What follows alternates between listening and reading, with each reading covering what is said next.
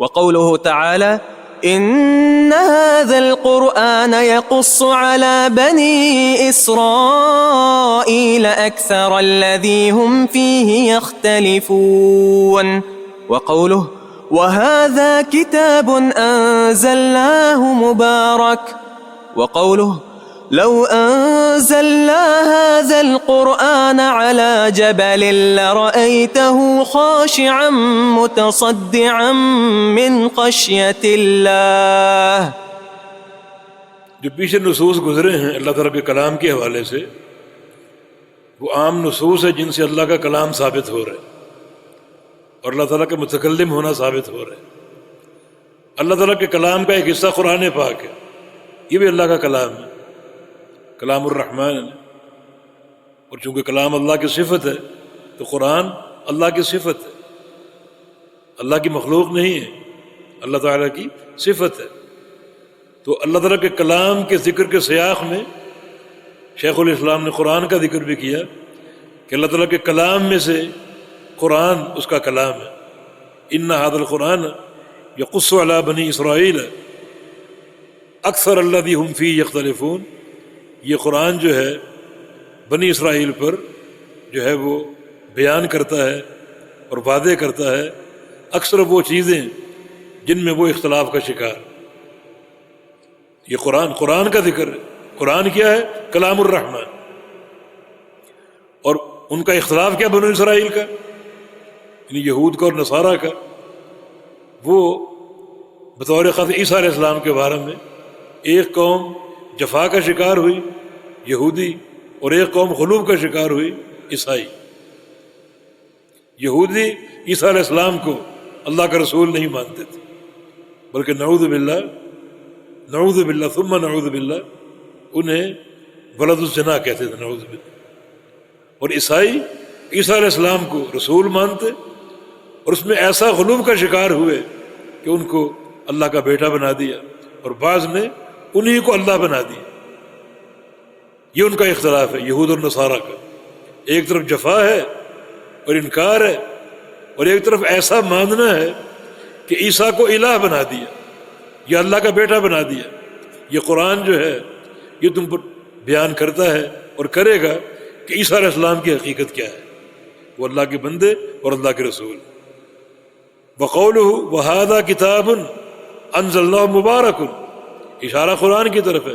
یہ کتاب یعنی قرآن بابرکت ہے، مبارک ہے، جسے ہم نے اتارا۔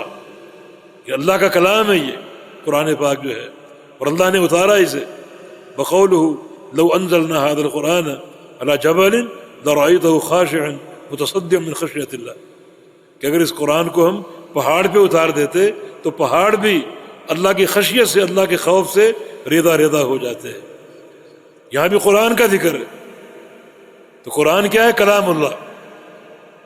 تو ایک ہے کلام اللہ مطلقاً، اللہ کا کلام فرمانا جو اس کی صفت ہے، اور یہ اللہ کے کلام کی احاد میں سے ایک چیز قرآن پاک، اللہ کے کلام کا ایک حصہ۔ تو شیخ الاسلام نے عام کلام کی بحث کے بعد قرآن کا ذکر کیا، یہ بھی کلام الرحمن ہے۔ جی۔ وقوله تعالى وَإِذَا بَدَّلْنَا آيَةً مَكَانَ آيَةٍ وَاللَّهُ أَعْلَمُ بِمَا يُنَزِّلُ قَالُوا إِنَّمَا أَنْتَ مُفْتَرٍ بَلْ أَكْثَرُهُمْ لَا يَعْلَمُونَ قُلْ نَزَّلَهُ رُوحُ الْقُدُسِ مِنْ رَبِّكَ بِالْحَقِّ لِيُثَبِّتَ الَّذِينَ آمَنُوا وَهُدًى وَبُشْرَى لِلْمُسْلِمِينَ وَلَقَدْ نَعْلَمُ أَنَّهُمْ يَقُولُونَ إِنَّمَا يُعَلِّمُهُ بَشَرٌ لسان الذي يلحدون إليه أعجمي وهذا لسان عربي مبين۔ احسنت۔ قرآن پاک ہی کا ذکر ہے جو کہ کلام الرحمن ہے، اور حقیقتاً کلام کا اثبات، اللہ تعالیٰ کے کلام کا اثبات مقصود ہے۔ اور یہ کہ قرآن اللہ نے اتارا، اللہ نے نازل کیا، اللہ ہی کا کلام ہے یہ۔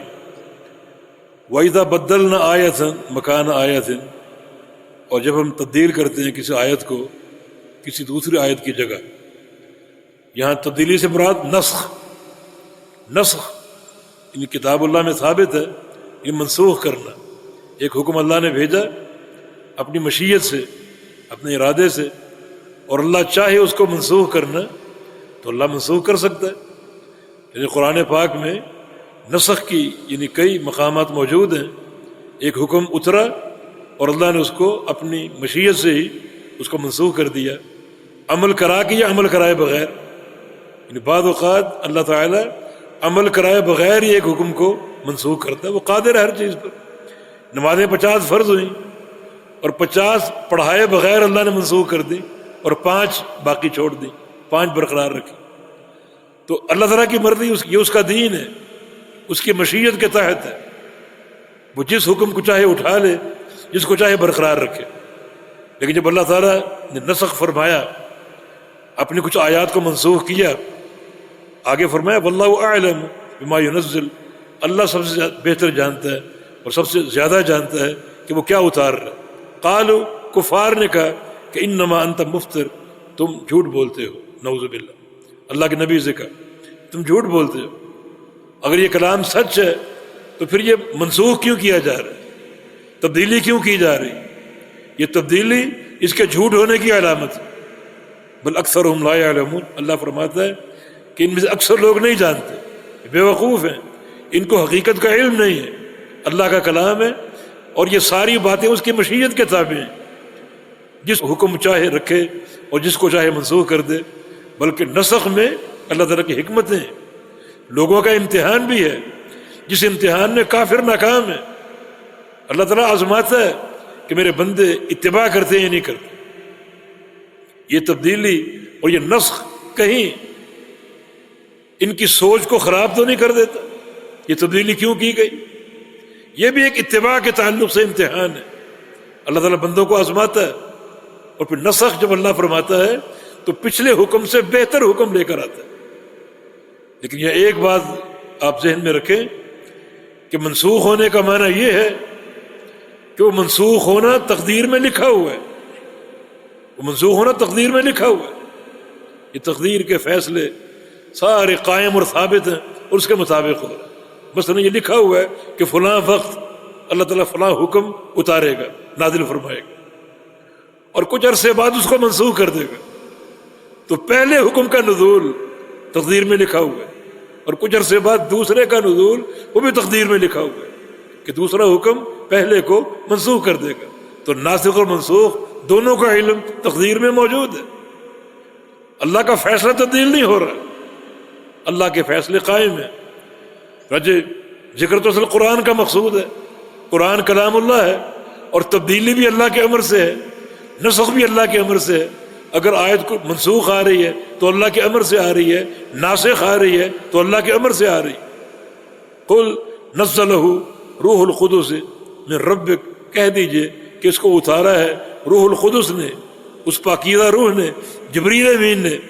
کس کی طرف سے اتارا ہے؟ من ربک، تمہارے رب کی طرف سے، بالحق، حق کے ساتھ، لیثبت الذین آمنوا وہدی وبشریٰ للمسلمین، تاکہ اللہ تعالیٰ ثابت قدم رکھے اہل ایمان کو، اور یہ ہدایت اور بشارت ہے مسلمانوں کے لیے۔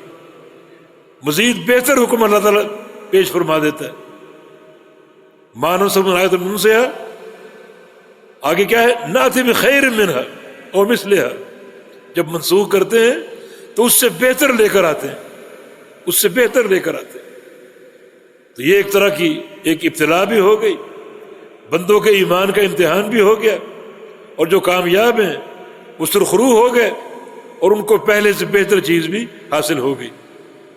وَلَقَدْ نَعْلَمُ أَنَّهُمْ يَقُولُونَ إِنَّمَا يُعَلِّمُ بَشَرٌ، ہم جانتے ہیں کہ یہ کفار باتیں کرتے ہیں، مشرکین کہتے ہیں کہ انما يعلم بشر، کہ محمد صلی اللہ علیہ وسلم کو یہ قرآن فلاں بشر سکھاتا ہے، فلاں انسان سکھاتا ہے۔ لسان الذی یلحدون الیہ اعجمی وہذا لسان عربی مبین، جس کی طرف یہ نسبت کرتے ہیں کہ فلاں سکھاتا ہے وہ تو عجمی ہے، اور یہ فصیح عربی زبان ہے۔ ایک عجمی اس قسم کا کلام کہہ سکتا ہے؟ جس کے ساتھ تم متہم کرتے ہو کہ فلاں شخص آپ کو قرآن سکھاتا ہے وہ تو عجمی ہے، اس کو تو بولنا نہیں آتا، وہ عربی کی فصاحت سے نابلد، جبکہ قرآن ایک فصیح عربی زبان ہے۔ یہاں کئی مقامات پر صراحت ملتی ہے کہ یہ قرآن کلام الرحمن ہے، اللہ کی طرف سے آیا، جبریل امین لے کر آئے اور نبی علیہ السلام تک اس کو پہنچایا، جس سے اللہ تعالیٰ کے کلام کا بھی اس بات ہے اور قرآن کا کلام اللہ ہونا بھی ثابت ہے، اور ظاہر ہے کہ اللہ کی صفت ہے۔ امام احمد بن حنبل کے دور میں حکومت وقت اور بعض جو کچھ درباری مولوی تھے، انہوں نے قرآن کو مخلوق کہہ دیا، اللہ کی مخلوق ہے جو کہ یہ کلام اللہ ہے۔ اور امام احمد بن حنبل اکیلے اس فتنے کے خلاف ڈٹ گئے اور بھرپور اس کا مقابلہ کیا، حتیٰ کہ اللہ رب العزت نے حق کو ثابت کر دیا اور صحیح فہم کو قائم فرما دیا۔